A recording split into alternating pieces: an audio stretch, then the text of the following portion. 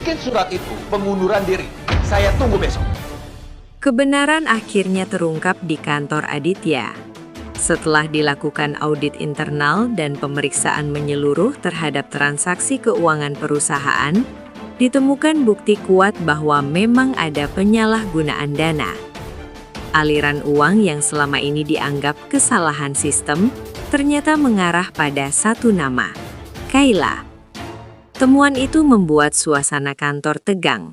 Tidak ada lagi ruang untuk pembelaan atau drama.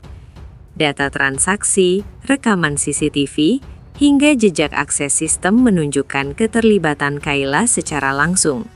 Jumlahnya tidak kecil dan dilakukan secara bertahap agar tidak mencolok. Namun sepandai-pandainya menyembunyikan, akhirnya celah itu terbongkar juga. Aditya yang selama ini dikenal tegas dalam urusan bisnis tidak memberikan toleransi. Ia memanggil Kayla dan secara resmi memecatnya dari perusahaan. Keputusan itu diambil cepat dan tanpa negosiasi.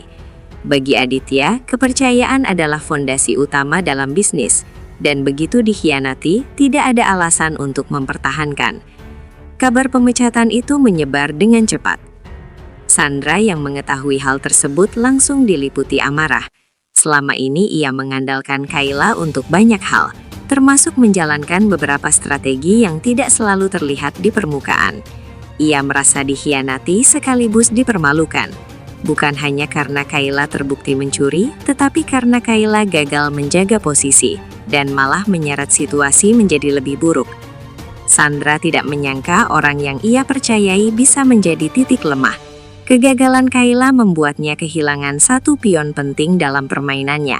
Lebih dari itu, kasus pencurian ini juga membuat posisinya di mata Aditya dan keluarga semakin rentan. Di sisi lain ada ironi besar dalam situasi tersebut. Kayla yang sebelumnya ikut menyebarkan kabar tentang masa lalu Mutiara, kini justru jatuh karena kesalahannya sendiri. Beberapa orang di kantor mulai melihat pola. Orang yang paling keras menuduh justru menyimpan masalah yang lebih besar. Keputusan Aditya memecat Kayla menandai babak baru. Sandra kehilangan sekutunya, Kayla kehilangan pekerjaannya, dan keseimbangan kekuasaan di lingkungan itu mulai bergeser. Kini pertanyaannya bukan lagi siapa yang akan disalahkan, tetapi siapa yang akan menjadi target berikutnya dalam konflik yang semakin rumit ini.